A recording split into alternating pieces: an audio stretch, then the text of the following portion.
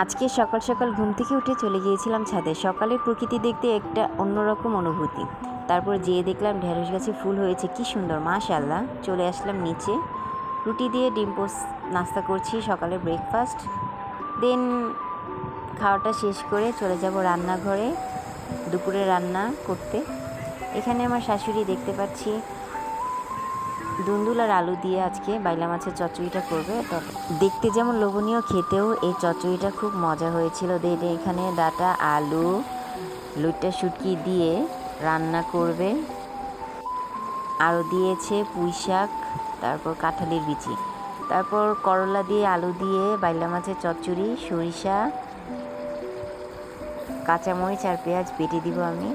আমার শাশুড়ি চচ্চড়ি করবে। আর এখানে লোভনীয় আম মাখা, আপনার যদি খেতে ইচ্ছে করে তাহলে চলে আসেন।